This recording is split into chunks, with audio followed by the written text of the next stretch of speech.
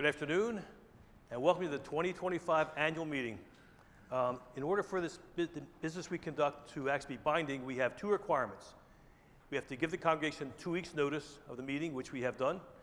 We also have to have a quorum. A quorum is 10% of our confirmed members. Our present confirmed count is 275. We need 28 people to actually have a quorum and have business be binding. We seem to have enough people, about 35 right now. We'll finalize that. We have the votes later on.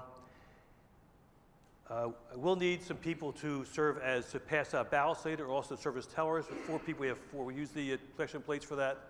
We have little pencils and pads of paper. We'll take care of that later on as we approach that. We only have to vote in paper with 2 ballots. That is for the council and for the final next year. This 2020 budget. It's the only 2 things you have to do. All right. So call the meeting to order and we'll open the devotion. Dan.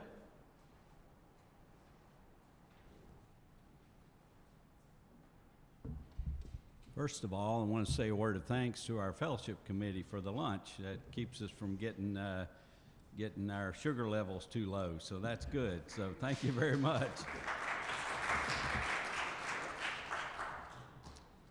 Let us pray.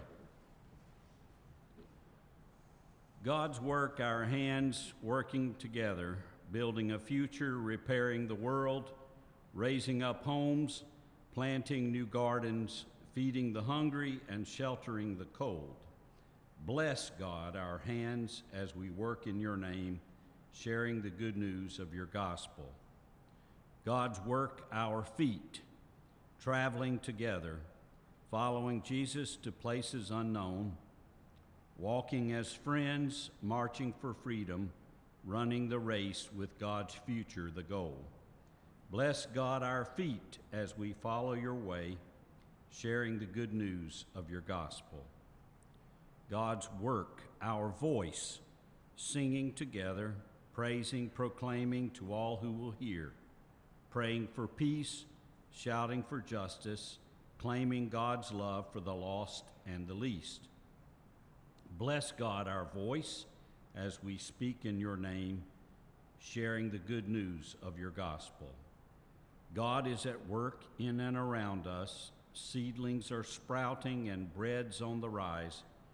Washed and set free, humbled and honored, gifted by grace, we respond in God's love.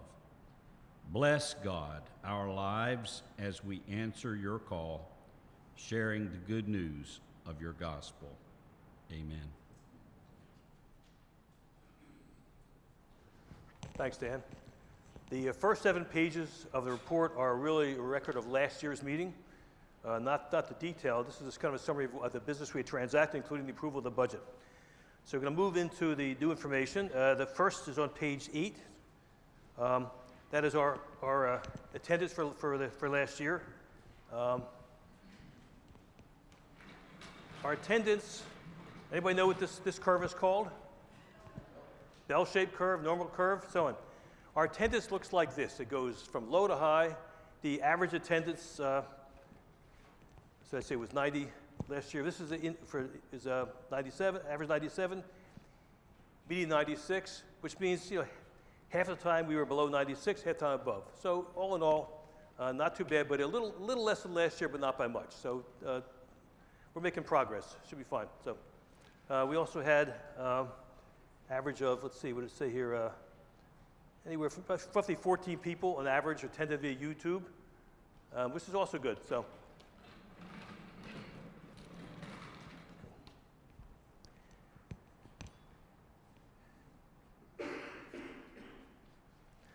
all right, we'll then begin next with the pastoral acts. Dan?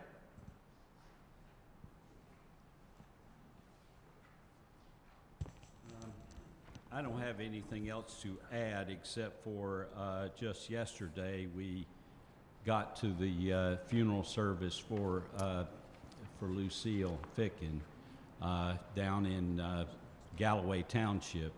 So that was yesterday at Wimberg Funeral Home, and the burial was there. So we continue to lift up Pam and Chuck and all of their family in our prayers. It's nice to see Pam back. She was here in worship this morning, so that's really nice. but please keep them in your prayers. I don't really have anything else to add to this, except that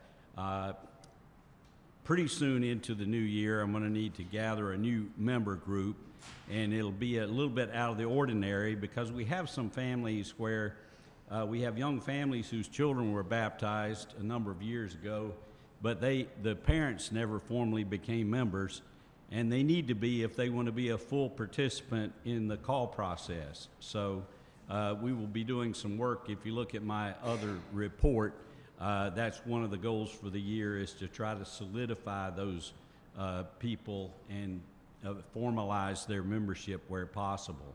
So we do have some other recent visitors and so forth that have been here, but I don't really have anything else to add with the pastoral acts. Then we'll move into the interim pastor report, Dan, so you're still on deck there.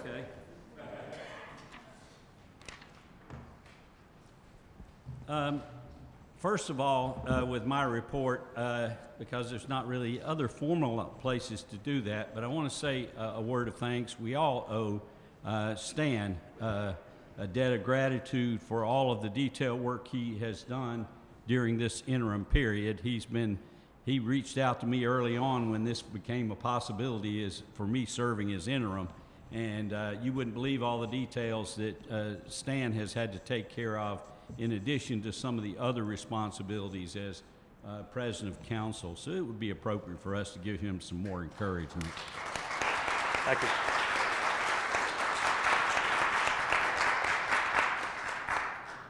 My report, I've tried to be as detailed as possible without being overly tedious, but one of the things that I feel is important as the interim pastor is to be as transparent as possible without revealing confidences.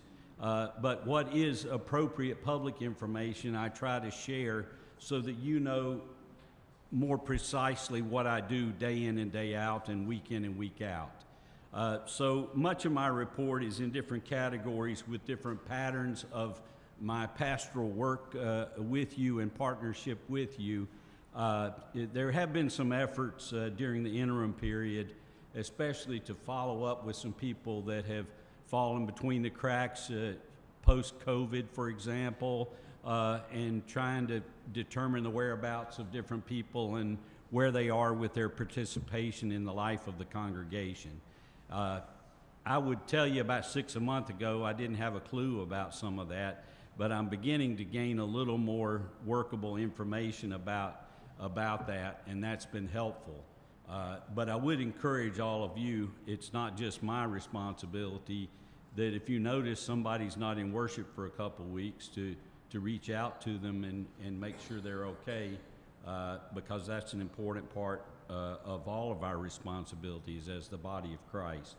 But that's one of my concerns. The other concern, and we'll see it in the financial stuff, is just to keep people up to date about how we're doing throughout the course of the year and some of the reporting, and maybe be a little more frequent in some of that reporting. So that's one of the things I wanted to point out. If you look at one thing you will notice in your annual report is a Cub Scout pack report.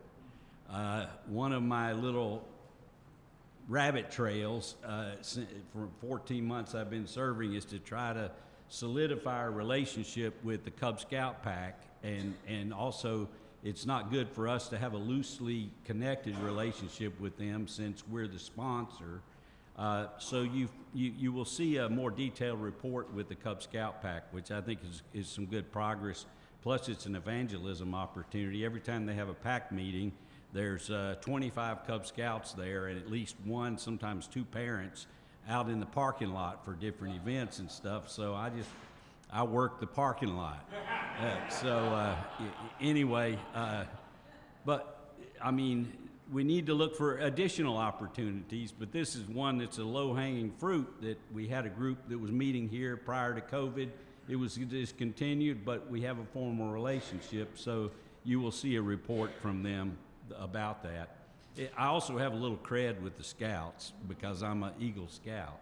It gives me a little bit of an in with the scouting people. So anyway, as far as looking ahead to the year, I already mentioned the new members class. The other is we're working on a facilities use policy that we hope to have developed before we have the next open-ended call pastor in place, so we have a better idea of how to manage how we use our facilities and look for opportunities to use the totality of our facility, both inside and out.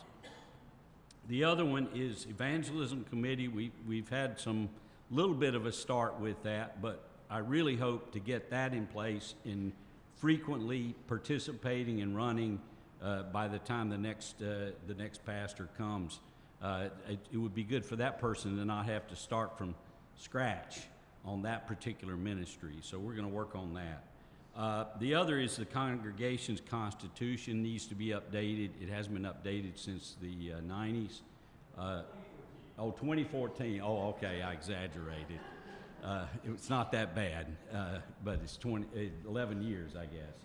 So we're working on that project as well.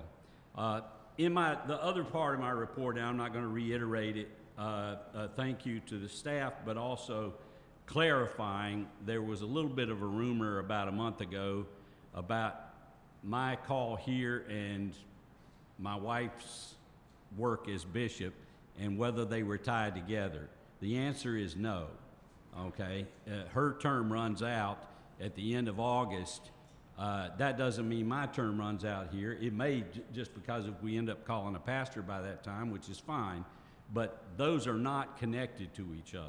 So I just wanted to clarify that. There was a little bit of scuttlebutt that was floating around about that. So I just want to clarify that, although maybe people were trying to give me a message. But anyway, that's where we are with that. I would welcome any input always about how things are going, tips for people that need to be followed up on, or different situations like that. I've tried to be as conscientious as possible with homebound people to make sure that I'm regularly in touch with them and on a regular basis and visiting with them and things like that. But we always could use assistance from everybody about how people are doing, and sometimes we hear after the fact if somebody's been in the hospital or something like that. So it's helpful to have that information when people have that, to share that, so we don't hear it through the back channel. So anyway, thanks. Thanks, Dan. Next report is on page 12. It's the report of the council president. I really need to thank, first of all, we are incredibly fortunate to have Dan as interim pastor. The bishop came to see us after Pastor Egan announced his retirement and mentioned, in many cases, this is catastrophic to have a pastor leave after a long time. Expect to see a decline in attendance and giving, and everything would decline. With Dan, has kept everything moving along very smoothly. Again, we are incredibly fortunate to have Dan here. And he'll be here until we have a replacement too. Also, again, we have a very small staff, as you know. I mean, Laura, Ayeska, Christian in particular, all do a fantastic job. And our committees are, what's nice about St. Paul is our committees do most of the work, all with volunteers. And no matter who's here, whether it's Jim Egan or Dan or whoever, they'll do their jobs. And a lot of churches don't have that. So really need to thank all the committee people, committee chairmen and members for all the great work they do. Didn't mention that our attendance is been okay the last couple of years, but there has been a decline pre and post COVID. COVID has been an inflection point in many ways. Before COVID, we had 150 people in service in Sunday. Now we're maybe 110. That's a pretty big drop. We've also seen a significant loss in income over that period of time. In fact, pre and post COVID, we've seen a 12% drop in income pre and post COVID on average. So it's a problem. So, but you'll notice later on when we have our stewardship report, the people who are giving are still giving generously. So we have no complaints about that. There'll be a discussion later on. Paul will present a discussion of our mission site profile, mission exploration process, and where we stand there. We are on schedule, as you'll see later on. Okay, moving along then, let's go to Christian Ed.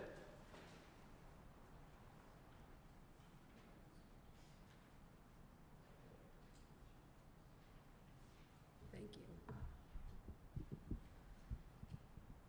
Hello, thank you for hearing our report today. I'd like to thank all of the committee members, the Sunday school teachers, and those who have served on subcommittees and for special events and classes throughout the year. These include the children's music programs, our Christmas pageant, the new adult beginner Bible study class, as well as the maintenance of the cradle roll. Our Sunday school program continues to meet regularly. This year we welcomed 4 new teachers, as well as retaining most of our veteran staff from last year. We did have to reorganize the classes due to the uneven distribution of the student ages, but the teachers were very flexible and changed classrooms and changed some coursework as needed. We are very excited to bring back Vacation Bible School in 2025, but this year it will have an important twist. We are working with the Prince of Peace Lutheran Church in West Windsor to hire the staff of Crossroads Camp. The Crossroads counselors will be bringing in their own program with their materials and activities. The Prince of Peace will provide housing for the counselors, and our congregation members will be invited to help support the counselors with meals throughout the week. VBS will be held from 9 a.m. to 3 p.m. during the week of July 13th. And we are currently working on details of how to register. The members of our 2 churches will be given a priority registration period, which is important because we are limiting campers this year to 39 participants. So once you hear about the registration period opening, please act fast. The eligible campers will be anyone entering kindergarten through grade 6 as of the upcoming school year. And teenagers from both congregations will be invited to participate as camp helpers or junior counselors. There were several performances of children's music this year, thanks to the service and cooperation from the Worship and Music Committee. So I'd like to take a moment to thank those who instructed and rehearsed with those young ones. And I'd like to recognize the adaptability of the Sunday school teachers for retooling their own lesson planning to accommodate that schedule. As adult forum and Bible study programs continued, we also developed and are now hosting an innovative new course called Bible Study for Beginners. This class just launched this month with 6 participants, and it seeks to build connections between biblical stories and our own lives. All members are invited to drop in 12:30 to 1:15 on Sundays. And a special thanks to Rich Penanga for lending his knowledge of the Bible as well as his gentle instructional style. We hosted several events in 2024, most notably a very well-attended Holy Week workshop, which we hope to host again this year and invite all members of the church to participate. In 2024, the rite of confirmation took place for 7 teenagers. Our next rite of confirmation is anticipated to take place in 2026 for the 7 students who are currently serving as acolytes. We continue to seek guidance for the contents and best use of our library, as many of the materials have become outdated and are used little or not at all. But we are grateful to Pastor Dan for his curation of rotating themed books for members to borrow. Those themes have included beach reads, temple talk, and gratitude. We also offer our thanks to the congregation members for all their support of the education programs throughout the year, and encourage anyone who seeks to get involved in church in a new way to consider joining one of our committees and subcommittees. Thank you. Thanks, Chris.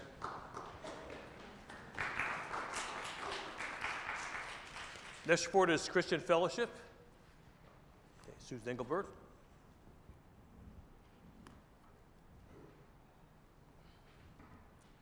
Good afternoon.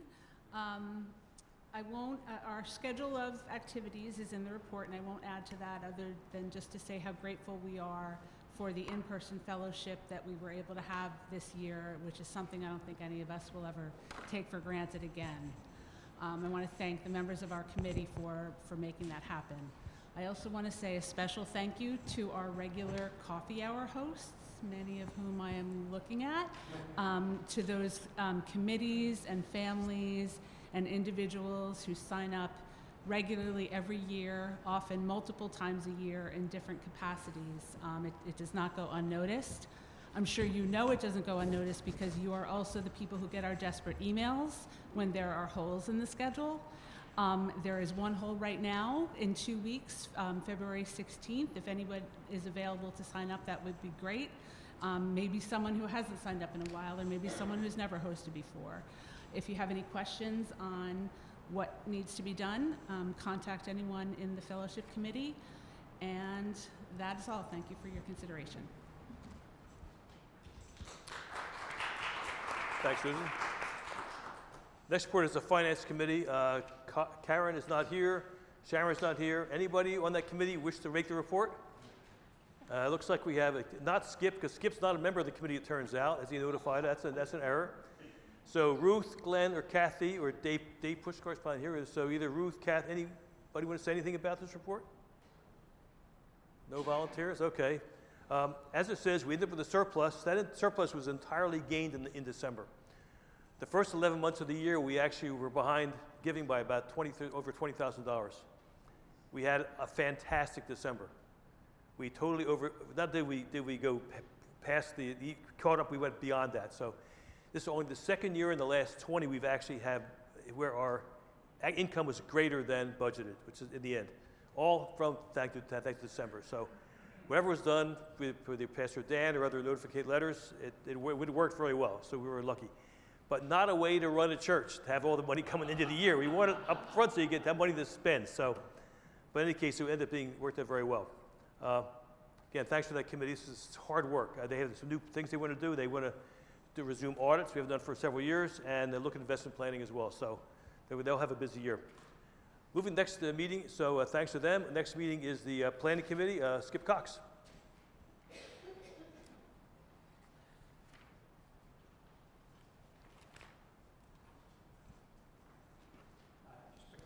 Just a couple of things to say about what we were working on this year.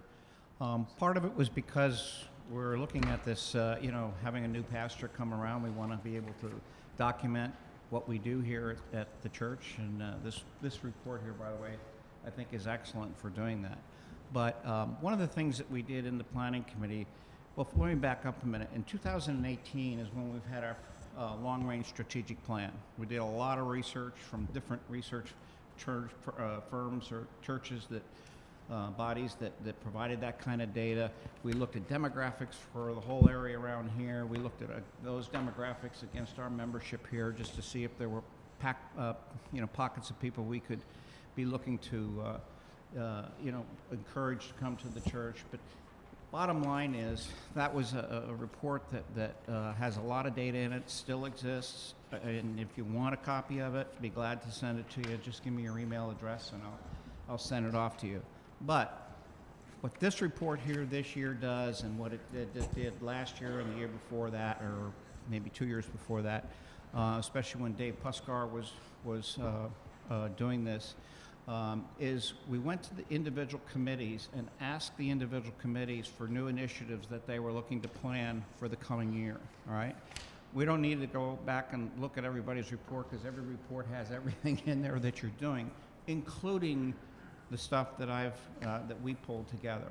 But what we wanted to do is we wanted to have a picture of anything that's new that's going on, because that's a sign of how vibrant the congregation really is, and what we have to provide in our ministries.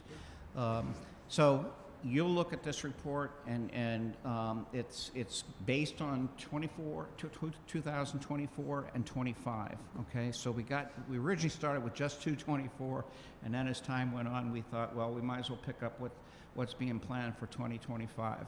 But what you'll see in there is just a top line look at each committee and the new things that they're looking to do. None of the stuff that they're going to report for the most part in other areas of their, their plans and so forth. And I was very impressed, quite frankly, to see how much is being done and how much is being planned that is new. And I think that's going to be important for us as we move forward. I'll just say this, that after going through this process, after and I'm really reiterating what Stan said about the importance of the committees. It just amazes me how much work is being done, how much really good work is being done, and that's really the heart and soul of what this church is made up about. Obviously, the council's important, the pastor's important, and so forth, but this kind of, this working towards what we can do that's constantly new is, to me, very important. So. If you have any questions about it, it's somewhat cryptic in the sense that the tables, there's like 3 pages worth of tables, but that's because there's a bunch of committees on there. And so we're only giving a very top line look at what they are. So it doesn't take long to look through, but I think if you do just glance through it, you'll see how important our committees are. So I give them all the thanks in the world. Any questions? All right. Thanks, Skip.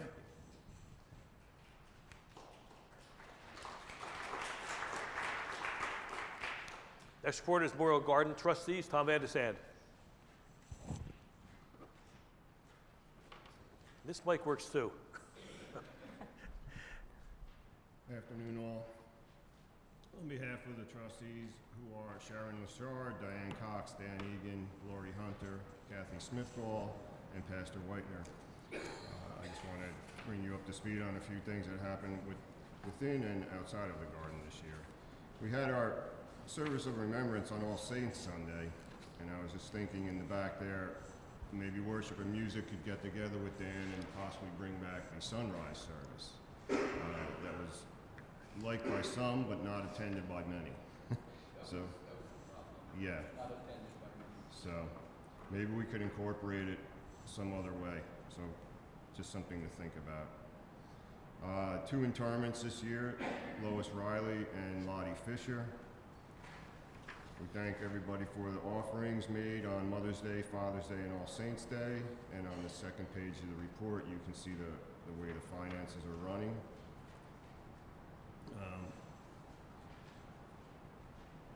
This year, the main order of business was to get the documents straight for those who are interested in or are going to intern their ashes in the garden.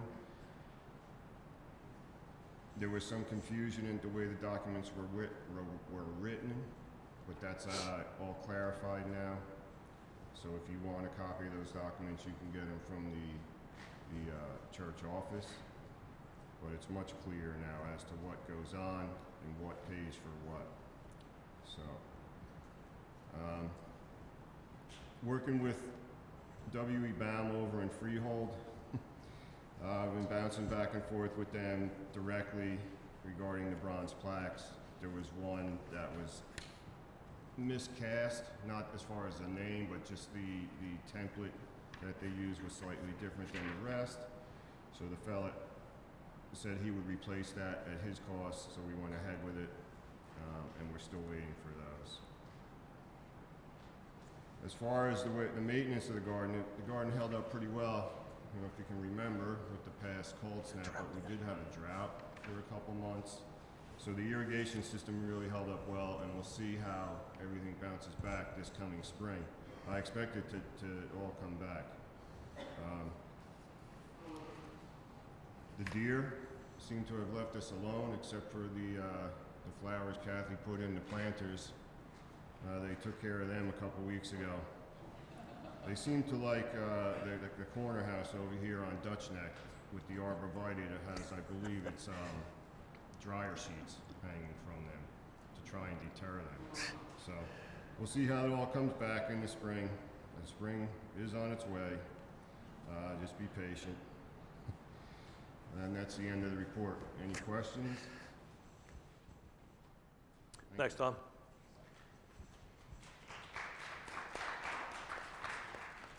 Next report, Administer Music, Christian.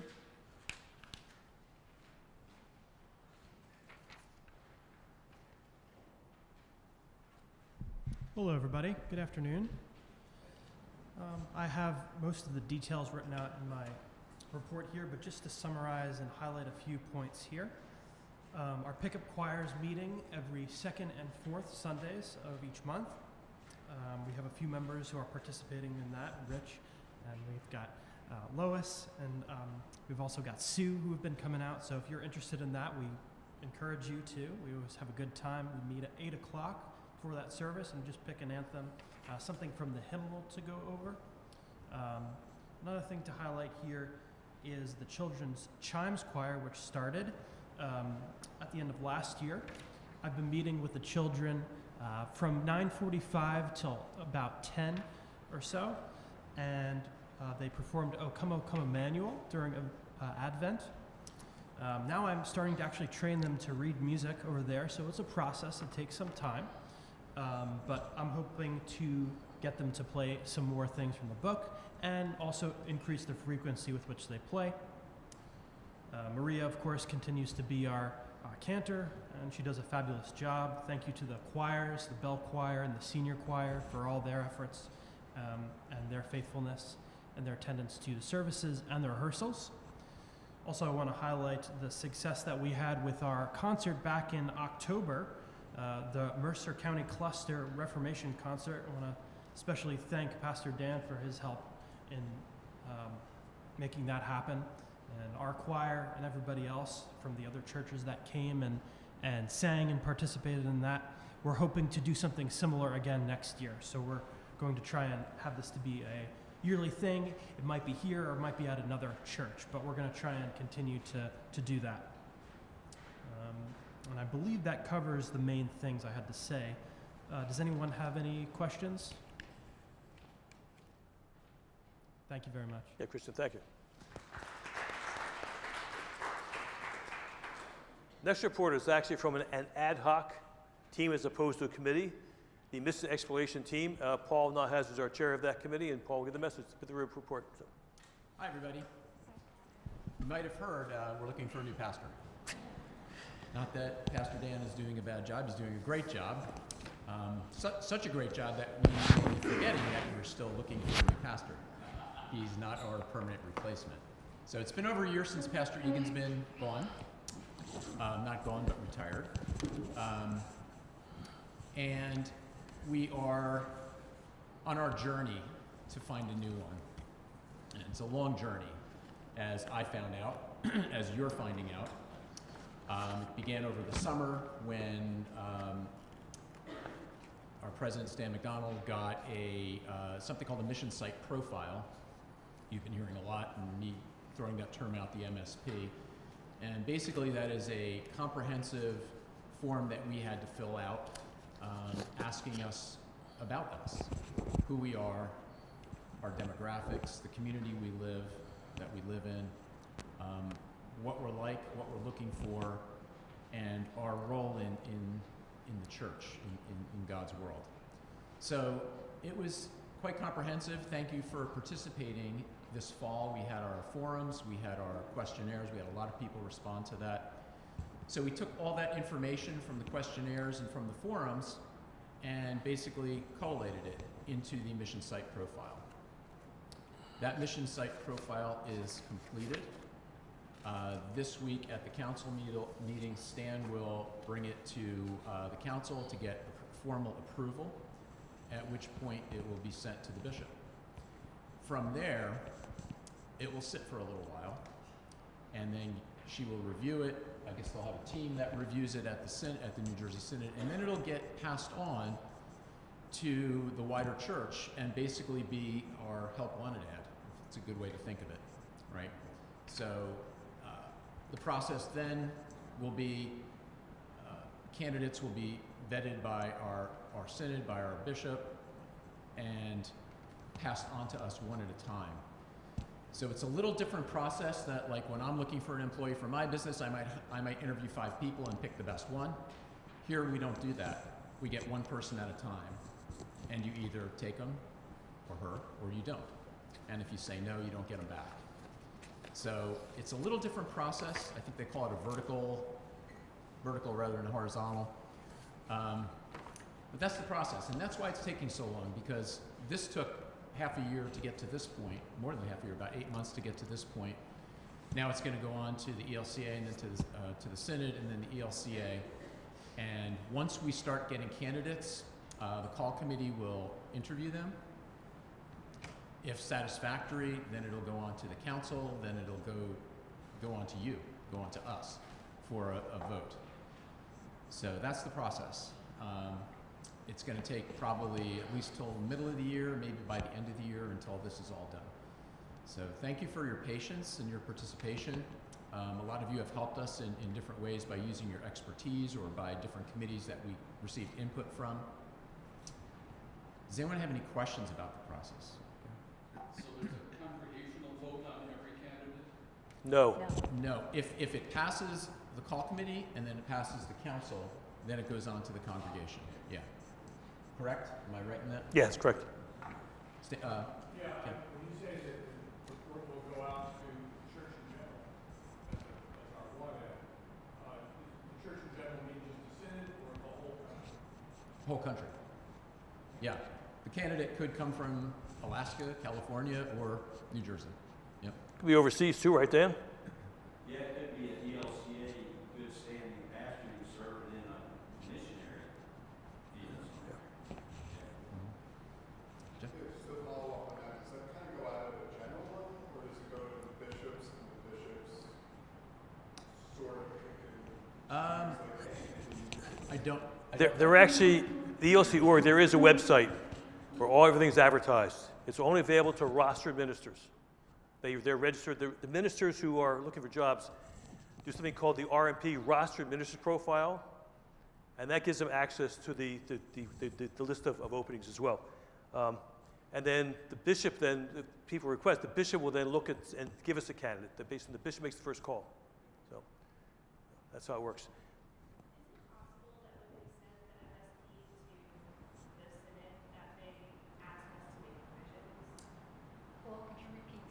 She said, is it possible that when we send the MSP to our synod that they ask us to make revisions? I would say the answer is probably yes. Just to let you know, this is the document we have to follow for this. This is a synod document. There are 10 steps. We are at step 5 right now. So right now, believe it or not, we are right on schedule. I know it's been like a very long time, but we are actually right on schedule, according to the bishop. This will be our report. You'll be getting this report, hopefully in the poem this weekend. It's a little more complete than what the MSP things are in ranges. We have precise numbers here. We put commentary in there too. Again, commentary as well. This report is, all the data here is from you. I mean, Paul and I put it together. Paul did the writing, I did the numerical work, but everything else is all your input, between the surveys and the forms and things. So this is your work. So hopefully you'll take a look at it and see. And the bishop might tweak it. We don't know yet. We'll see. Yeah, I would think things like demographical data, that's what it is. But if there's something in there that maybe we didn't word properly or didn't convey properly to attract the candidate, I would suppose that that's fair game. She could say, hey, why don't I suggest you do this? This might make it a better application. One question might be, for example, we get to choose how many years of experience per se, and you get a choice of 0 to 3, 4 to 9, and so on. Well, might have very little experience, but could be 50 years old. That's not good. We want somebody who is going to start a little younger and grow with the church. Churches age with their pastors. The pastor gets old, the church follows along. Hate to say it for all us old people here. Our time is done. We need another generation to step up and keep this church going. We won't be here in 10 years. So, I mean, I hope that nobody's disturbed by that, but, yeah. But the chances are lower. So. The one thing I would, So does our qualifications, I mean, are we requesting somebody who has so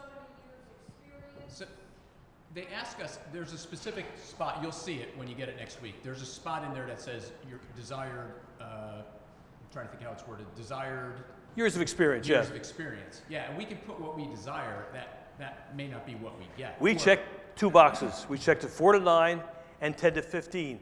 We want somewhere between those 2, most likely. But unfortunately, we're constrained by the MSP's check boxes. So we'll talk to the bishop about this. And so we want somebody who has maybe 10 years experience, but not somebody who's 60 years old. We want 10 years experience who's maybe 35 years old. That will be the details for that. It could be second career people. Yeah, that's because what I was alluding to. Someone could be 60 and have 5 years experience. So Jeff had a question before. Actually, a couple of questions.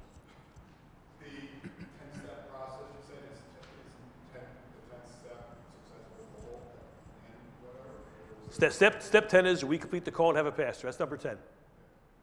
What's the legality of someone coming forward at age 60 with 10 years experience and you say no? You really You, Well, we can't say that is the problem. We can't check off things like, do we want to have a female pastor? Not an option. We can't choose race. We can't choose age. We can't do anything. But we can certainly pick someone who's going to fit our mission. And our mission is to drive towards a younger pastor. Then we can do that. Yeah. And and you don't have to have a reason. the bishop looks at a big picture, You don't need a reason. which is why she's going to look at what's good for not only St. Paul, what's good for her synod, and what's good for the EOC at large. So that's a factor too. What's that? I can see it can be different with the church because they don't have a match. Yeah. Yeah, we don't do this DEI stuff. Actually, we do. Actually, we do.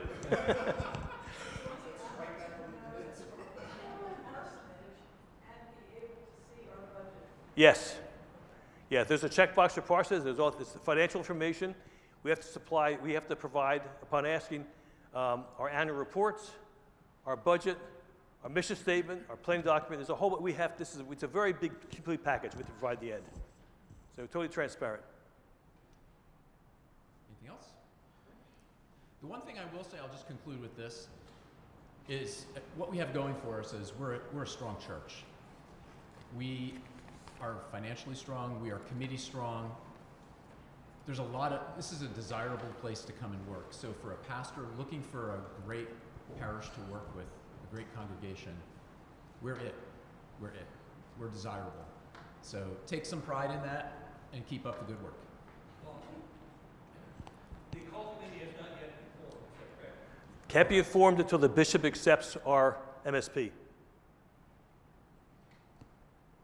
So thanks everybody, you'll be called on again. Thanks. Thanks, Paul. One thing that I don't know whether Pastor Dan said before is when the Israelites left Egypt, they wandered for 40 years for Egypt to leave them. That's why the process takes a long time. The idea is you want to kind of clear the decks and then rethink do through a discernment process, decide what your mission is going to be going forward, not looking backwards. So that's why the process is so long.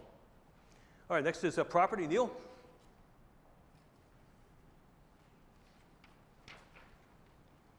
Hi, everyone. I'm Neil Klingeman. I've been on the property committee since 2010. Stan actually was in charge of that when I came on board. And, and he passed it on to me a couple of years later. So I've been on the property group as the chairman for quite a few years. What I've seen here is the best part is we get so many compliments from the different pastors that come here. So when you talk about, what our church looks like, the one gentleman that just came recently from New York, Yeah. he's in charge of a large group. He said this is one of the best looking, cleanest churches he's ever seen. And I think that's a reflection on the people here. Laura Ieska, all the things that she does, she's fantastic about keeping me informed about what's going on. And really, I want to thank everybody here. In September, we had a big group of people here come in. A couple days, we actually did a whole week of work in the church, replacing the lights, trying to do all the different repairs, all the different things. So we're always looking, what do we got to do to make it better? One of the things that we've done and some people have some problems with sometimes, but I'll give you a little hint, is all the air conditioning and heating is on electronic thermostats that we control. So if you're going to have a meeting, please get it on the schedule so we know about it, so we can heat the room. I know Pastor does a great job of trying to find that, but if you get it on the schedule, we set up the times for the heat to be on when you walk in, or the air conditioning, and that's been really a big saver of electricity here, and gas. We're not running all these units like we used to, so that saves money, and that reflects in our reports. We keep looking at all the different things that we can do to save money. Our group, all the gentlemen on the committee, everybody there pitches in with different projects, so we try to use everybody's knowledge. And even the pastor here this year, he was part of our vacuum repair and a couple other items. So he's pitching in when he sees things too. But yeah, I'm his backup. So, but if you're having meetings, get them on the schedule. People with alarms, we're always trying to help you. Make sure that we're help if you have a problem with the alarms. I get a call every now and then on that type of thing. So we're doing the best we can. We've got a lot of projects we're looking at. Some of the best ideas we've had this past year, Pastor Dan came in and said, you know what? I think we could use more signage in the church. And if you look out there, we put all these new signs up that help people when they come here and they're welcoming. And what our committee wants to do is make sure that this welcomes people into our building, and they come in and see that we're all very proud of what we have. So thank you very much. Questions? Yeah, you're absolutely right. This place is beautiful, and it doesn't leak and it hasn't fallen down. That's our goal.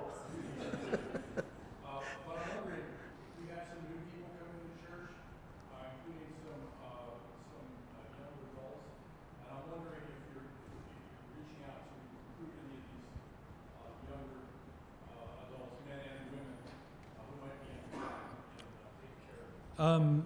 We've reached out to some people and see if they're interested. The council usually kind of invites people. But we meet the third Wednesday of every month, and maybe 9 to 10 times a year, depending on the holidays and things in the summer. But we try to get that. I write up the report. We try to get that to council. And we welcome anybody that wants to come to our meetings, because some of the best ideas, Right. Actually, Ken, you're probably too young. Yeah. I'm kind of like the middle of the road, and I'm 75. So, but anyway, thank you everybody for how you take care of the church, and our group's trying to do the best job of making sure that we're maintaining things and we're not having the issues. Thank you.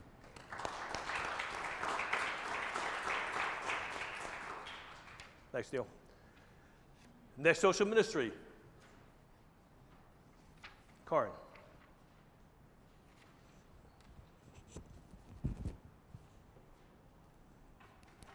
Hi, everybody. Alvira's here, Lori's here, Elise is here. Who am I missing? Ken is here. Oh, Ken. Ken is here. All members of the committee, we have 10 total. Even though we have 10, we consider everybody here in the congregation members of the social ministry committee, only because you have done a wonderful job helping us distribute all kinds of things, food, clothing, information, everything throughout the year, and we appreciate that. So we're applauding you, okay? Thank you very much. We have one thing special that happened this year. We're starting to partner with the Christian Education Committee. They helped us with our Lutheran World Relief towel assemblage, and we got that off to Lutheran World Relief. They did a great job. And we're also doing, guess what? Super Bowl, all the soup. So the youth are helping with putting the cans together, counting the cans, counting money, etc. So don't forget to bring in your suit, tie a couple bucks around each can, or a can, or write a check or whatever, and we'll get it off to Redeemer and St. Bart's as soon as we can.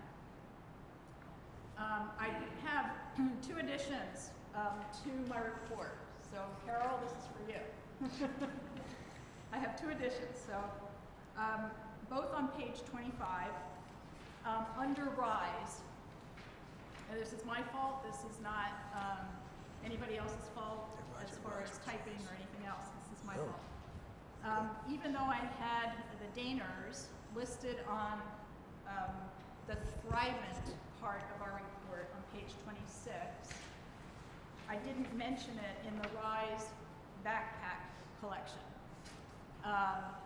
Elise was using a lot of forethought, found a lot of backpacks on sale, half price, less than half price, 70% off, whatever, and applied to Thrivent to get a $250 Thrivent Action Card. And now we are 19 backpacks ahead of our collection for June. So we're using a lot, we're trying to use the money wisely. We're trying to get as much as we can for, you know, as little as we can to give it to everybody. Okay. And also under RISE, we did sponsor the RISE Children's Wish List, the gifts for wish list, and that one didn't make it onto the list. So I just wanted to let you know that those were the added ones. Other than that, you see all of the things that we have done over the year. Again, without your help and without Thrivent's help, we couldn't do a lot of this stuff too. If you were a member, if you have an account with Thrivent, please see us because we're using Thrivent members as conduits to get at least $250 for each project that we have. So as you can see, we have, I think that's on 27. We got $3,000 last year extra that nobody had to donate. It came from Thrivent with an application form. Okay, so please let us know if you want to help with that. And the one thing I do have to mention is that it just breaks my heart. We don't know what social ministry is going to look like this year. All we can do is work with our partners, work with St. Bart's, work with RISE, work with Redeemer, and anybody else, because we don't know what what the federal administration is doing to all things that come under social ministry. For instance, we did hear a possibility of the whole Head Start program folding down. And we do supply things to Head Start. We do some things for Head Start. Where that is going to go, we don't know. I'm getting chills as I speak about this. So we don't know where our next request is going to be from. We don't know how we're going to get requests to places. So we just want to make you aware of that we're still going to be asking, but we're going to be asking maybe in different ways or different things, okay? The one thing that has already started is I was privileged to be on a Zoom call with Bishop Bartholomew and about immigration and what's happening with immigration in the work of the church. And Jill Westerberg was the lawyer who was presenting that on Zoom. And she did a wonderful presentation. She outlined several things that we need to do as a congregation to help us know what's happening out there, what we can do, what we need to do. So there will be some more information about that later, but I just wanted to say that's some of these things that are happening now on a federal level are things that are going to affect us. So I just want to let you know, and you'll be hearing from us. Okay? Any questions? Yeah. Just want everybody to know that Jill is also on the board at RISE. So yes. you can contact her anytime. Right.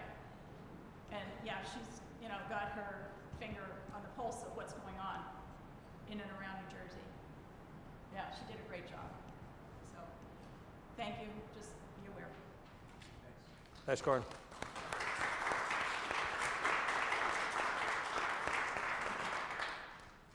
Next report is stewardship. Mulder? Good afternoon. So our stewardship campaign for this past fall, for the campaign for 2025, was God's Work, Our Hands. And it comprised of letters that went out to the congregation along with mission moments or temple talks that were made before services, and also testimonials that were done by various members of the congregation that were used in poem and in bulletin inserts leading up to Commitment Sunday, which was November 24th. You can see in the diagram there the results of stewardship campaigns since 2014. And so a year ago, for our campaign for 2024, we had 72 pledges for a total amount of $336,868 pledged. And for this past fall's campaign, we had a total of 62 pledges for a total of $311,968. So that is a percentage drop in the dollar amount of 7.4%, and with 10 resulting in 10 fewer pledges than we had the year before.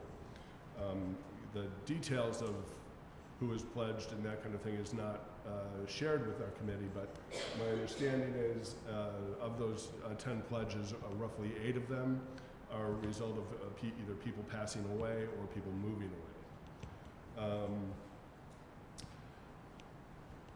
So that drop of over 7% in the amount pledged is the biggest drop that we've seen since 2020, when in the first year of COVID. However, our average pledge amount is actually significantly higher, and the highest that it's been in the last 15 years. The average pledge for this past campaign was just over $5,000. So pledging to the stewardship campaign is really important and very vital to our financial strength of our church, and really helps the finance committee to plan and budget out for our ministries for the next year. So we strongly encourage if members of the congregation who contribute but maybe are not in the habit of pledging, we really ask strongly that they give us a lot of consideration to pledging. I'd like to thank all the members of the committee who worked so hard, Ken and Skip and Stan and myself. Ken, thank you for all of your draft writing of all correspondence, and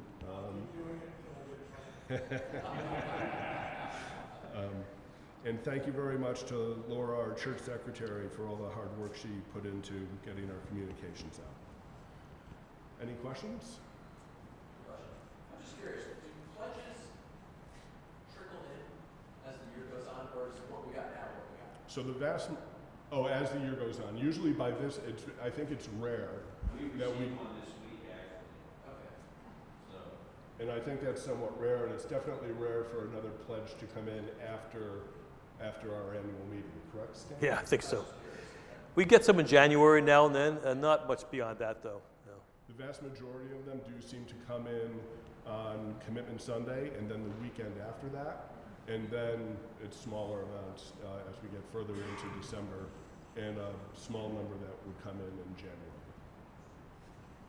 What's the percentage of Zoom people that are contributing? I don't think that's been shared. Of who people? On YouTube? Oh, we have no idea. No, we don't. I mean, the committee doesn't see the people. We only see the numbers. So we don't even know. And we don't even know who's attending on YouTube. Quite honestly, we can't even tell. Well, but and some of the Zoom people are just members that normally attend, and they have a cold or something, and they don't want to come that Sunday. So it's really hard to differentiate those. Yeah, but I'm Yeah. not sure that that's the majority of the Zoom. We don't really know. We can't tell who's We can't tell who works online. We can't tell. Other than what's her name from South Carolina, who comments constantly. Other than that, we don't know. No, but I will say that I would say anecdotally 6 to 7 households that I visit on a regular basis and take communion are regular YouTube participants. And those people are regular. I mean, you can, because they send it back to the church with me a lot of times. So I know that that's it.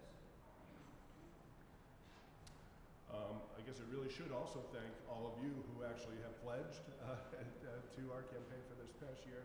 Thank you so much. It means so much to our congregation. Thank you. I mentioned earlier that COVID is an inflection point. If you look at this table, you can see what happened in 2020 and 2021.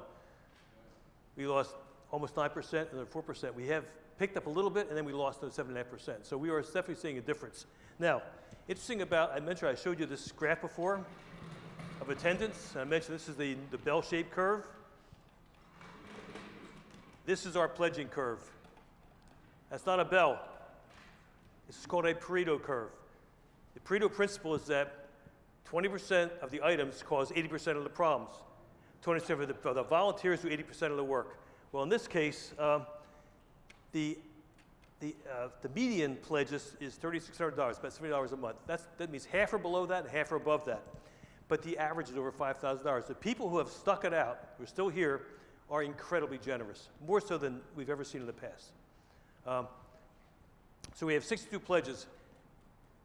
12 people account for half of that money. 12 people account for half of our pledges, and that's been true forever. It's the way churches are. I mean, think about this. If you're a young family with kids, you can't afford to put a lot of money to church. If your kids are going to college, it's very difficult. People get a little older, the kids are out of the house, then you can be a little more generous. So we tend to hire givers, people who are a little older and have money. They're also the ones who die faster. So it's the problem. So, I mean, if we lose 1 or 2 people at that upper end, it's a big hit. In fact, I can tell you right now that 25% of our pledges come from 4 people. 12 people are half of the pledges. That's just a reality. So, nice if we could turn this into this. That'd be ideal, but that's just not going to happen. So, yeah. That's just a reality of church giving in general. So, and probably giving to most other nonprofit groups as well. I have a new name for you. What's that?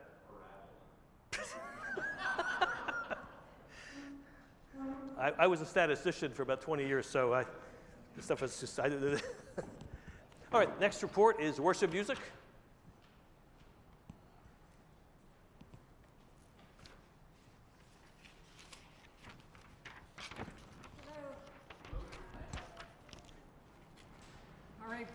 Our worship and music report is on pages 29 to 31. Yes, it is a bit long, but I hope that you will read it thoroughly along with all the other reports. This is our history for 2024, and you are all a part of it. And yes, all of you are a part of worship and music, whether you volunteer for certain jobs or just attend worship regularly, you are supporting this congregation. Having said that, there's a core group that volunteer regularly in different capacities, but I know that they would love additional help. So I ask you to consider being a greeter, lector, usher, or perhaps helping with altar care, the tech team, and that doesn't have to just be teenagers, it can be older adults too, or joining one of the choirs. The committee is very grateful and thankful for all the volunteers this past year, and a special thank you to the coordinators. Our committee was most pleased this year with the starting of the Chimes Choir for our 3rd to 7th graders. And of course, we also still love to hear our joyful singers that are led by Elise Daner. Thank you, Elise. Christian mentioned the Reformation concert that we had in October. And as he said, we hope to do that again this year. And one of the other Lutheran churches in the area would head it up, but we would be a part of it too. So I hope that can continue. The other thing that we were very pleased with this year, after many years of working on it, was the hiring of a nursery attendant, so that we now have a nursery. And Gabriella has done a fantastic job in this capacity, and we are blessed to have her. There are a lot of individual thank yous in my report, and the committee is thankful for all of them, especially Pastor Dan for all of his help, and Christian for the wonderful music that he provides. And we're grateful for having Maria. I also am very thankful for the support of the Worship and Music Committee. I've been on the committee a long time, and so have all our members been on a long time. But we like to do the work of the church, and if anybody would like to join the Worship and Music Committee, we would love to have you. I close my report with a quote from a Russell Jones. It reads, "You'll never truly feel connected to a church until you begin to serve in it.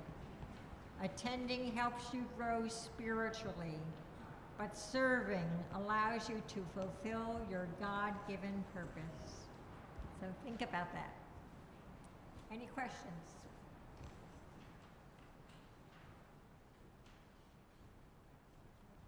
Okay, thanks, Carolyn. Oh, do we have a question? So we do have a question?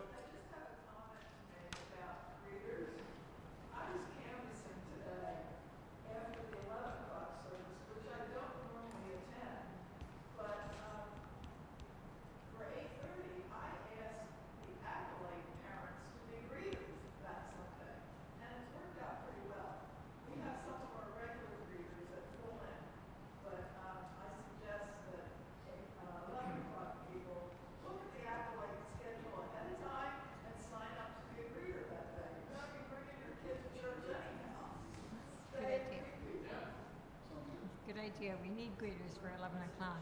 Yeah. And just a reminder to my committee, it wasn't in the bulletin. We have a meeting this coming Sunday. Okay, thanks, Carl.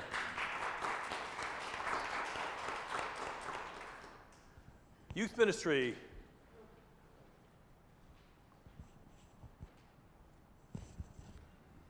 Hi there. Our committee chair is in the control room working the YouTube machine, as his dad would have called it. So I'd like to thank the committee members, but also thank others who have assisted us at the youth group events, including Tom Vandesand and Kathy Kudelek at the pie auction, as well as Ayeska Egan and Karen Rentschler during the preparation of the Lutheran World Relief Kits. More than anything, we'd like to offer our thanks to everyone who supported the youth as we have worked to revive the camaraderie in a St. Paul's youth group. It is difficult to coordinate everyone's busy schedules, and when we have been able to do so, everyone in our congregation has come out with very strong support. And this was most evident with the baking, the buying, the donating, and the purchasing of the pies at our pie auction. The money raised will be put primarily toward funding our participation in the next ELCA youth gathering, as well as for specific events here for the youth. We'd also like to offer our thanks to the Fellowship Committee and the Social Ministry Committee for helping us to find opportunities for service for the teenagers. As the teenagers continue to grow in their faith and with our community, it's the strength of our congregation behind them that helps to raise them up and get them ready for the world. For that, we thank you.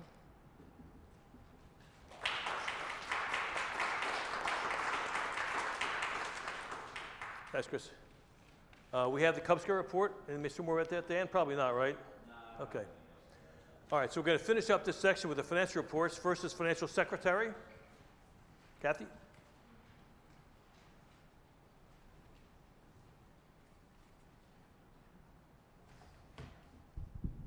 Hello, everybody. Thank you all for your commitment to the financial well-being of the church.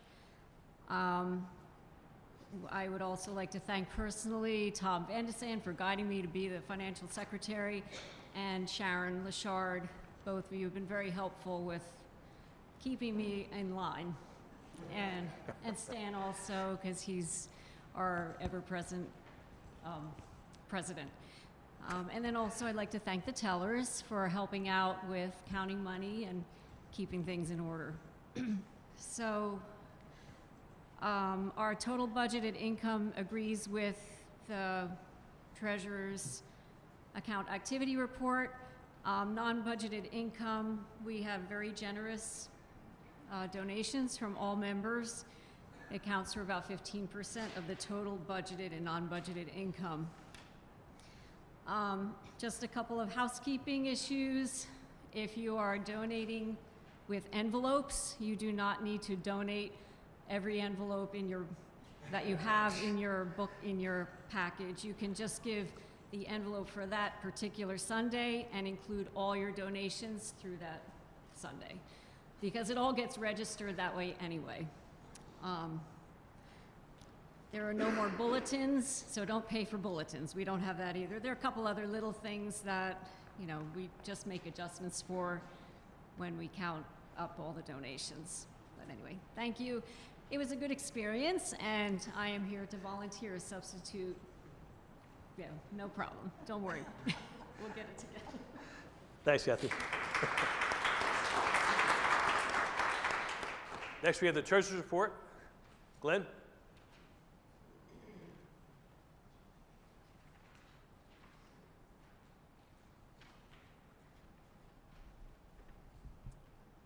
Before I begin, I want to thank Sharon Lashard, our bookkeeper, for not only preparing this report, but for her dedicated service again this year in paying her bills and keeping track of maintaining our financial records. She's not able to be here today, but she's,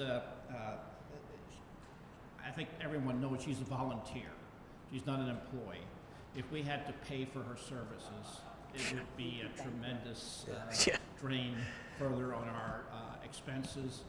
And beyond that, I think just the dedication that she puts in to try to get all the expenses in the right bins is, she puts in a large amount of time. So if you're listening at home, Sharon, thank you.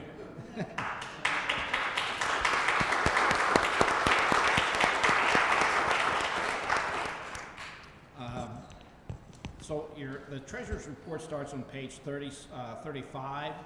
At the top of the page, you'll see where our funds are invested, the $417,576. At the bottom of the page is where that same $417,576 is allocated to various funds within the church. So we're going to concentrate on 3 of those funds. The very first one, which is the current year operating fund, and then down near the bottom are member designated funds and council designated funds, which is where the action is, so to speak. So if you turn to the next page, is the current operating fund for 2024. I call your attention to the very top. The financial secretary's report reported an income of $354,009, but to that must be added transfers from prepaid pledges. There are several members that prepaid their 24 giving in 23, so that amount is metered into the system 1/12 at a time throughout the year. So our total income for the year is $387,509. And if you look at the budget number on the second last column, the budget was 386. So we were pretty much dead on income for the year. And I do call your attention mostly on this report to the first and the last two columns, which reflect what happened in '24. As you look down the various items there, you can see we met our commitment to the New Jersey Synod of $75,000. Various items along the way here. And if you look at the very right column, you'll see a lot of numbers in parentheses. That means we underspent those values, those items, which is, I guess, reflects good stewardship.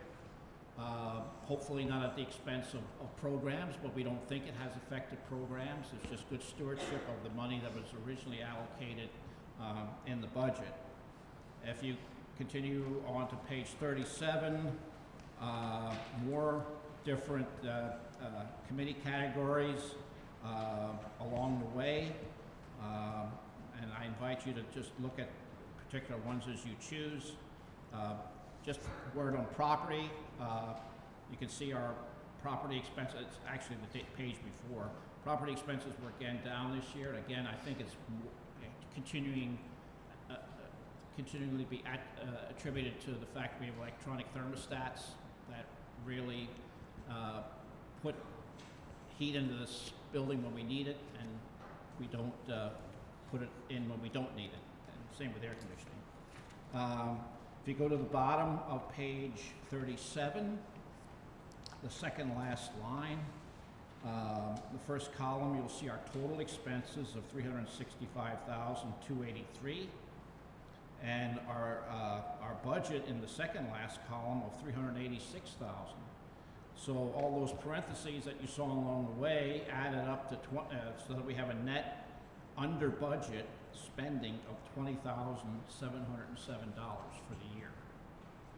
And with reduced income in 2025 that's projected, that fact that we underspent in '24, we tried to incorporate that fact to meet the reduced income anticipated.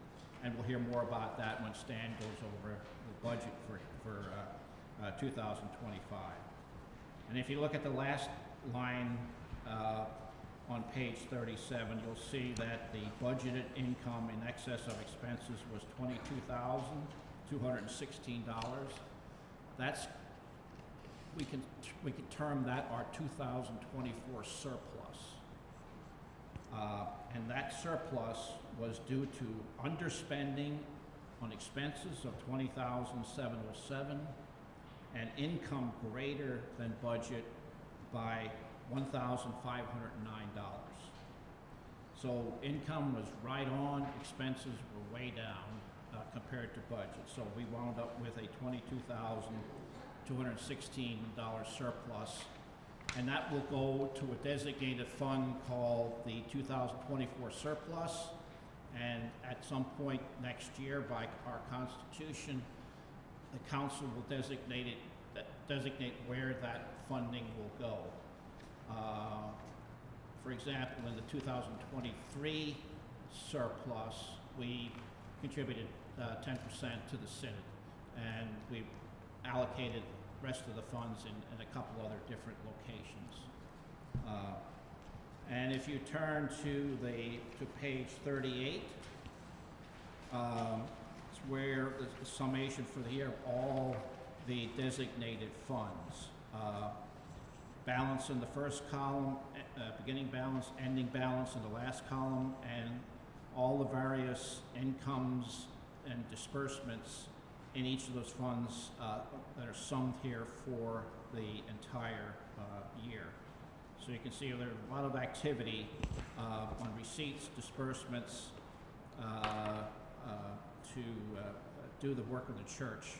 And you can see by the categories on the left These are the member-designated funds, primarily the upper part of the page. Down at the bottom are council-designated funds. The one addition there under transfers, under program, property, and personnel, that was $24,978 input. That was from our 23 surplus, and we put that because program, property, and personnel is somewhat of a very broad category, and not knowing what kind of expenses we may incur in having a new pastor come on board, including potential moving expenses, things like that. We put some of the surplus from 23 into that PPP fund for to maybe set some money aside just for what we might need for that purpose.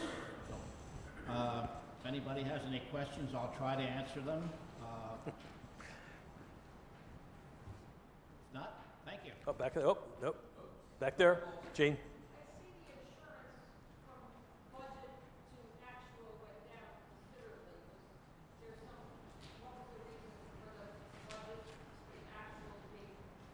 We had a credit, right, for the other previous, sure? Yeah.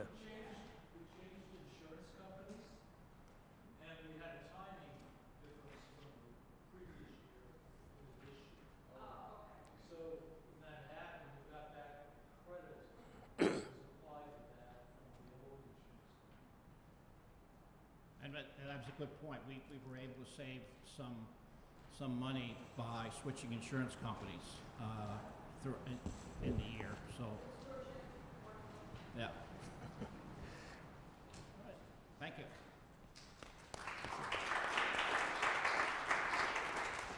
Just so when I get a comment about this, when you make your pledge every year, you are pledging to the operating budget. The things on pages 36, 30, that's where the money's supposed to go. Not to the funds in the second on page 38. Those are your gifts. So when you fill out your offering card, little offering envelope, the number you put in that line, current expenses, means operating. Don't take any money from that and put it down below, because you're taking the money out of operating and giving it to gifts. Those are separate funds. So if you want to, pay your pledge. You want to give $20 to hunger relief, to hunger or something, extra $25, please, because it really disrupts our budget when they get jumbled together. That's all. So.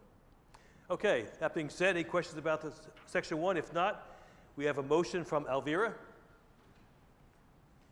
Okay. I move to accept section 1 of the 2025 annual report. Gary has it. Gary Grugg, second. All in favor? Aye. Opposed? Motion carries. Moving along. We'll now go to section 2. We have a 12-member council. It's divided in 3 what we call classes, 20 in this case, every 4 members per class. And this year, we had a class graduate, so we have to replace the class. Now, Diane Cox, Carol Larson, and Greg Westfall are all incumbents. They are eligible again. And we have one new person. New person is Stephanie Drake over here. So I have a motion from Karen. I move to nominate the following members of St. Paul Lutheran Church for election to the Congregation Council, class of 2027. Diane Cox, Stephanie Drago, Carol Larson, Greg Westfall. Do we have a second? Second. Ken Branson, second. We have to have a paper vote in this, even though it's 4 candidates. So we do have to go through this. So if I could get some people who are willing to pass these out and also to collect them. So just grab a handful of these little stack of papers. Pencils too. Pencils, take some pencils too. Pass them out. And unfortunately, our Constitution says we have to vote by paper, so we're doing it. But you can say yes. Yes, just say yes or no. Yes, yes or no. Now, Robert's Rules of Orders, you can have the secretary cast it, but unfortunately, we don't have that in our Constitution. We can revise that, though, in the future. Make this process a little simpler. Yeah, it's something to do. And you can vote for yourself. It's not a problem.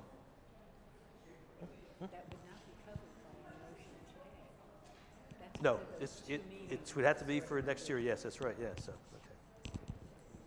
All right, moving along while this count goes on. After you would come back and grab the collection plates and walk around and get the votes, please. Yes or no? Either yes to these 4 people or no to these 4 people.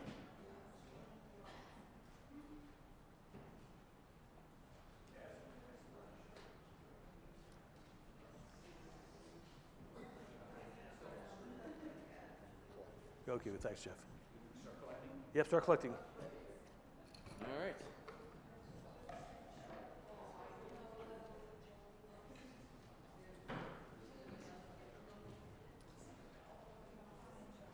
Yeah, collection, I think he's got, you can wait, he'll come by.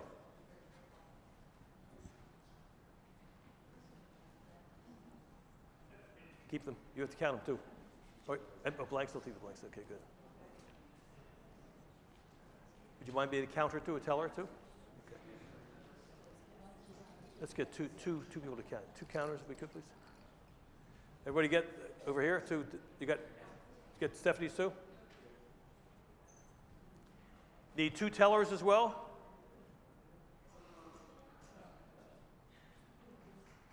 All right, Paul and Julia will count. Now, in addition, every year, there is a New Jersey Synod Assembly. It's their annual meeting. Every year we send 2 delegates. They are voting members of the Synod. They're not our delegates per se. They aren't representatives. They are for the whole church. We have 2 candidates for that. And this year, the candidates, well, I should say, I should have a motion. We have a motion from, who's the motion for that? It would be Alice Taylor. Your motion. I nominate the following members of St. Paul Lutheran Church for election as lay voting members to the 2025 New Jersey Synod Assembly. Carol Lawson and Stan McDonald. Do we have a second? Nancy, second. We'll probably, every church has at least 2 members, or two members who are voting members. We can also add a youth member. Someone has to be, I think, between 19 and 30. I think what is they 19? So we'll find out. It's hard to find people that age who are willing to do this. Plus every rostered pastor is a member. It goes, it's retired or not. So there'll be at least 500 people there this year, right? Expect probably 500 people or more. We don't know. It's a big year because this year we elect a new bishop. Bishop Bartholomew she's completed her 6-year term, 6 years? Second 6-year term. Be replaced.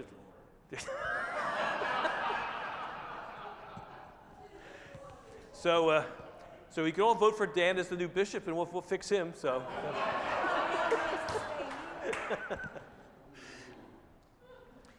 Now, this does not require a paper vote. So these are the candidates. Again, Caroline can be swapped out later on. This is just we're placeholders right now. It's fine. So all in favor? Aye. Opposed? Okay, motion carries. Okay, the counting is done. Okay. Yes. So how many votes? 40 unanimous yes. 40 votes. Oh yes, very good. Do you have to keep these for any reason? Now we have an account too, yeah. Do we need to keep these? No, we'll keep it for now. We'll throw it later. It's fine. We'll throw it later. It's good. Okay. Yes, yeah. Without all the drama, fortunately. Yeah, yes, really. All right, moving along. We're going to start with a motion right away. This motion is by, I think I wrote this down somewhere to do. Nancy Russo, have a motion. Number 4, right? I move to adopt the 2025 income statement budget. Do we have a second for that? Elvira, second? Okay, this is all about discussion now.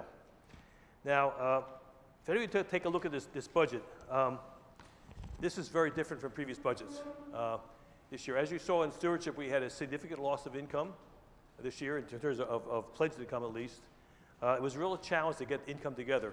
The initial budget, based on requested budgets, which was almost $30,000. We can't have a negative budget, so we didn't have the income. So we had to look back at this. The council meeting, we had a pretty long council meeting about this. They said to reset the budgets back to actuals. Over time, they've kind of drifted and drifted, so we reset the actuals with some other changes. Even then, we didn't quite have enough money to cover the cost. So we made a couple of changes. The major one you're going to notice is we reduced our mission support. mission support is what we give to the Synod every year to support their efforts, and that half of that money goes to the ELCA. We had to cut that by about $4,000, which is a significant hit. Now, again, we have another inflection point about this as well. Before COVID, mission support was about 15–60% of our income, which is, by the way, probably the third highest in the entire Synod. But since COVID, income's gone down, mission support's gone up. We're up to 20%. So it's not sustainable at this point. So we had to drop back down. We're still very high, but we had to drop down. Now, the thing is, the Synod kind of expects this money. The way it works, every year, like we do our own pledge, we have a commitment card. We get one from the Synod. They ask us for a certain amount of money. They want more money every year, which makes sense. The costs go up. So we couldn't fulfill that promise this year. So we did take 10% of last year's surplus, and along with our letter, we sent that money. So we kind of covered probably half of the discrepancy. So we still were generous about it. That's probably the biggest hit the budget took. There are other areas, for example, we also things like VBS is missing from the budget. It's not missing, it's zero budget because we don't know the cost of the program yet. That's fine. It's a new program. We haven't had VBS for at least 5 years. So it's a new program. So we're going to fund that with PPP. And we'll see how that goes. As it moves well, we'll move it back in the budget as time goes on like we do everything else. Also, evangelism. We have no committee. We have no plans for evangelism. Again, zero budget, but that committee do whatever they want to do to enhance our mission. They should do it, and we'll cover the cost. Youth ministry, same thing. Just getting started. They have no really defined things to do. As they do, they can do it. So it's nobody should feel constrained by the budget. If you have something else they want to do, simply put it together, let us know the cost, the council will tell them to go, and we have the money to pay for it. We can't put it in the budget, that's all. So we can't cover the cost of the budget. That's the reality of it. So, any questions about the budget? Moving on. Questions about the budget? Oh, come on. Yes. The Synod requested $76,200. And we went down, we had to do 71 fit with our budget. We did 71, and we asked also probably about another $25,000 or $3,000 went from our last surplus. Last year was 75. Every year it goes up some amount. Yes, Carol.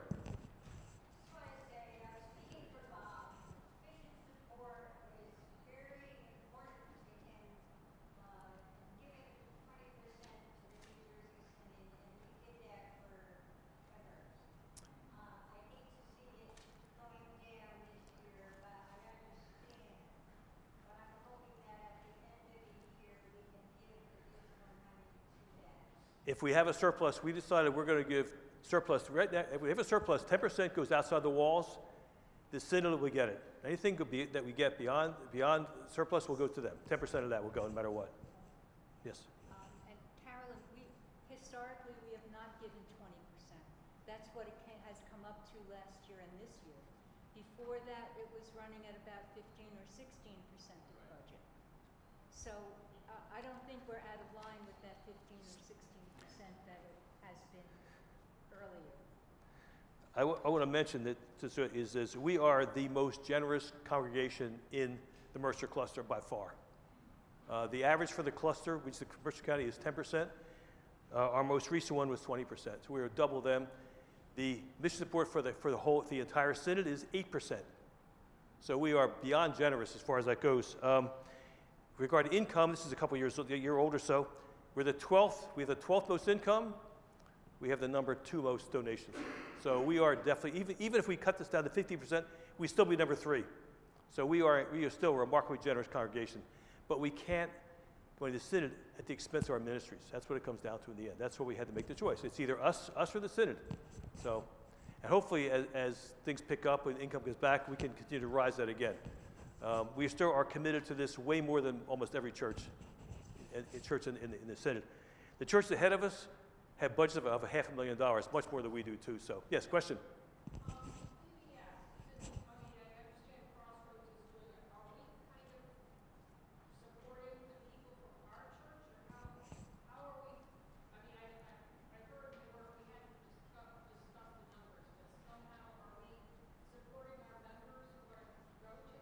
Yes, yes. I mean,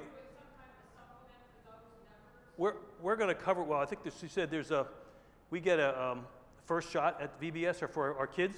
Yes, and we are looking, we have to work on the math. Chris, go on, microphone. At our last committee meeting, we started looking at the math, and we recognized that we will be supplementing the cost for the participants, but I don't have the information about how much of that, what percent or what total. But we are looking very carefully at that at our next meeting, so I can give you more information. Yeah. Yeah, and but we are committed, so we really are hoping that we will have the children sign up, because having given the deposit and signed the contract, we are on the hook for the money. So we are fingers crossed that the children will come. Yes, Skip.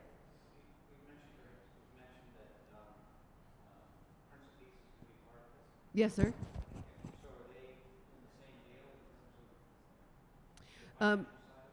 As far as we have gotten the deal developed, they're providing the housing for the camp counselors at no cost to us. Jeff? Maybe what Stephen's getting at is if we sign the contract, or they sign the contract too. Oh, no, we signed the contract. We signed it. And we're covering the food and other incidentals too, right, for the counselors? Yes. Okay, Yes. so, Well, in combination. yeah, So right. both of our churches should be Right. helping with that, yes. I think we'll see how the costs develop for this program. We are going to cover the cost, whatever it is, and then we'll see how it works for next year. Two things about that. One is Pastor Dale Sellover over at Prince of Peace is going to be meeting with us at our next meeting, so that we are in fully collaborative situation with our planning with Prince of Peace. So that's the first thing. Second thing is mark your calendars for, I think it's March 16th. Anthony Briggs, who's the camp director, will be here to bring the message and to help promote our connections to the camp and also promote Vacation Bible School.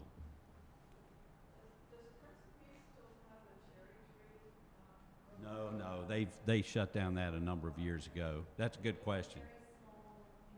They don't have a lot of youth, but They have no Sunday school. They have no Sunday school. At but Prince of they Peace. do have a handful of youth, and they will be fully included in that. But the big piece that they're doing is providing the house next door for the housing for the camp counselors. Now, for some of the committees, when you look at your budget, it's going to look a lot lower. But we look back at the last, let's say, probably 5 years of spending. Most of our committees have never spent their budget. Some cases, quite a bit. So hopefully this is a manageable budget. I ask the committees, spend the money. It's your permission to spend. Do your ministries, run your programs. If you have a really good idea that's going to make your ministry better, ask for the money. We have the money to do that. So don't be shy. We want to continue to move forward. This is just a budget. I mean, it constrains us for the purposes here, but we have resources to cover the things that are brand new and exciting. So that's the hope. Now, this is, again, we have to vote on this budget. Any questions about the budget? Comments about the budget? Again, another paper vote's required, unfortunately, so let's come forward again, and we'll do this again. This is the yes or no vote again.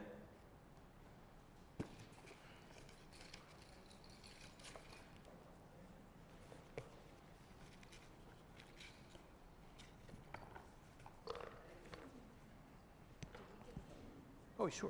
Oh, I forgot to vote. I voted yes. I had 2 to the yes. I forgot. Well, I figured conflict of interest on No. We get that. Make it 42. It's correct. Okay. Me too. Yeah, me too. That's right. I forgot to vote. This is for the other budget, right? Okay, we'll do that. And this is for the other one too. So I've got the second one too. So.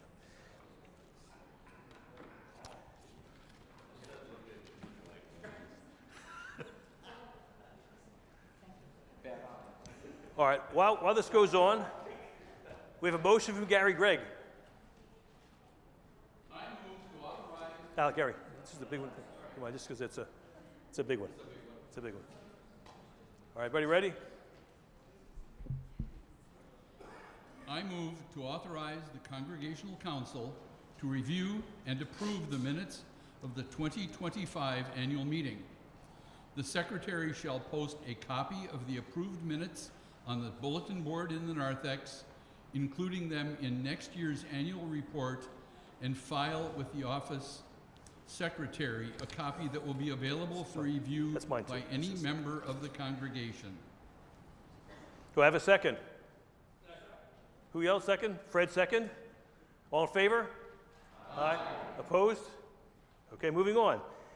Motion 6, Lois or Jeff, whichever. Lois, okay. No. You're in the document. You have to do it. Sorry.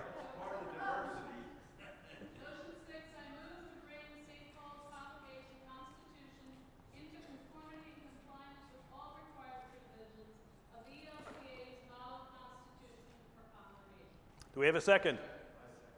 Greg Westfall, second. Carol, you're up. This is our Constitution. It's a big document. It's Constitution, bylaws, and continuing resolutions. We are required to be in compliance with the model Constitution that ELCA provides. Most of that model Constitution, all the provisions are required for us.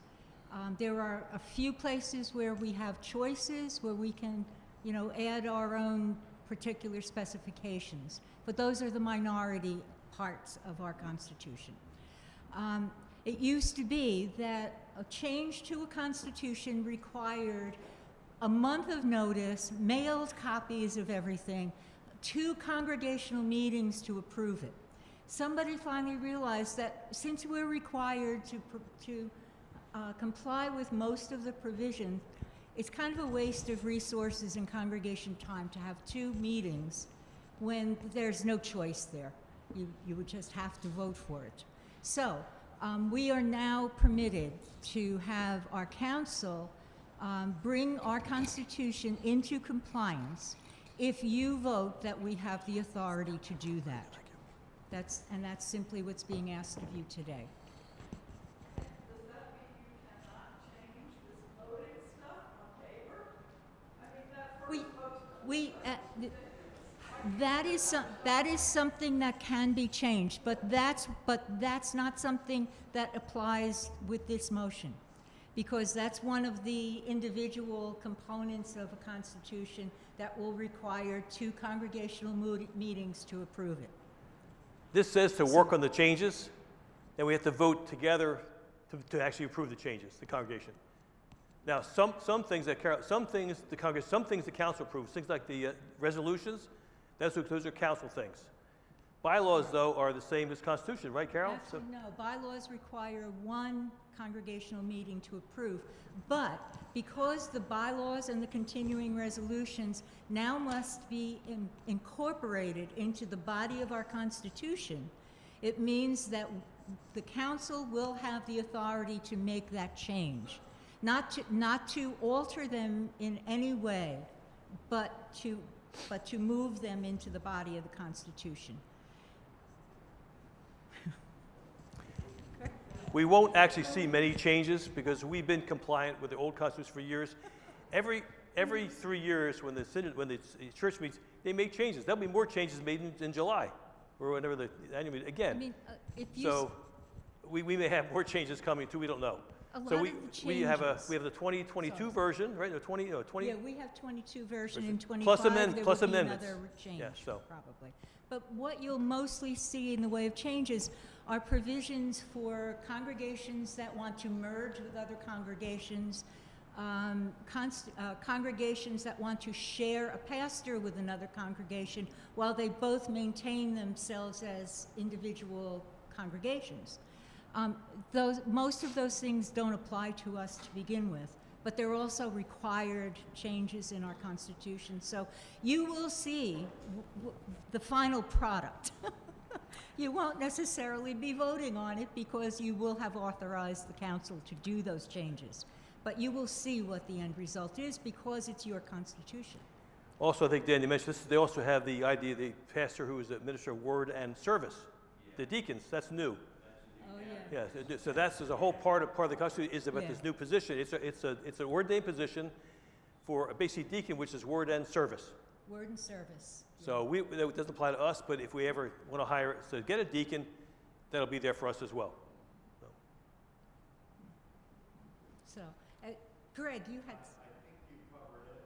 I was just curious about if you were supposed to give us a highlight of what the changes were, but Yeah. you just kind of covered it.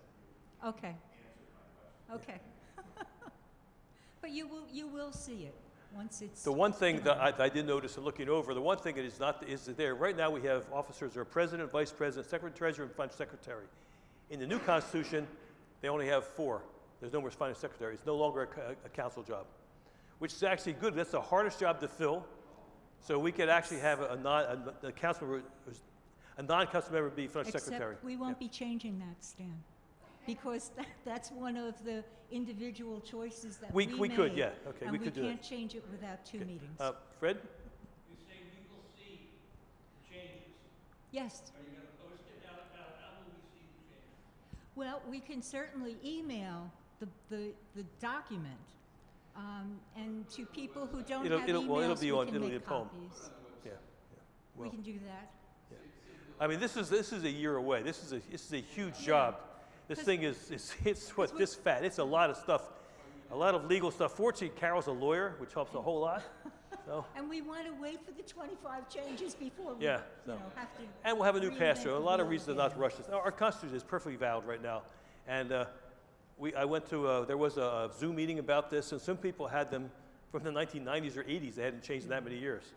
So at least we're only 10 years older, better than some of them. So and ours is still pretty solid. So, but yeah, it'll be. So Carol's putting it together. She took the new Constitution, all the amendments, and we look at bylaws and resolutions And the resolutions. Yeah. The So resolutions will need some revisions. yeah, exactly. So. Those are done entirely by council, not by congregation, to begin with. For example, we have the one every time a bequest, 10% goes outside the walls, other stays in here. There's like at least 6, I think, different standing resolutions, six of them. Well, you'll see one shortly too. In a minute, we move as we move along here. Oh, okay. You had a question? Is there a way that you could, I know it's going to be a lot and everything at first, but is there a way you could, when these changes go through and they're approved by the council, give people a way to ask for an explanation or voice their objection to it? Not that their objection could do anything. Yeah, you could certainly voice objections, but that's not going to change because we're required as member congregation of ELCA to adopt these provisions. You certainly are free to voice your opinion about it. It turns out some churches, smaller churches, can't do it the same way larger churches do. So there's some areas you have provisions. You can pick among, there's several, like some of the 3 or 4 different options based on the size of your church. So and we are a mid-sized church. We're pretty much right in the middle of this. So it won't really change much of what we do, quite honestly, as far as I can tell. So we'll see. But explanation, if you would like an explanation for why a change is made, we could certainly have a conversation about that. Yeah, this may take hopefully next year, but I can't even guarantee next year. We'll see what we have to do. We have a lot to do. Yeah. It won't affect anything we do ordinarily, though. A lot of the changes are wording, how we refer to a pastor, and now we have to refer to the pastor as the minister of word and sacrament, and the deacon is the minister of word and service. So, yeah. This congregation will refer to St. Paul. The church refers to the entire world of Christianity, like things like that. Yeah, A lot of other changes are that. Sounds like you need a lawyer. Well, like I said, we have one right here. Sounds like we won't need melatonin. Any questions about this? Okay. All in favor? We have one final motion. Fred? I move to adjourn the 2025 annual meeting. We'll close the prayer, Dan? Well, I should say, all in favor, right? Okay.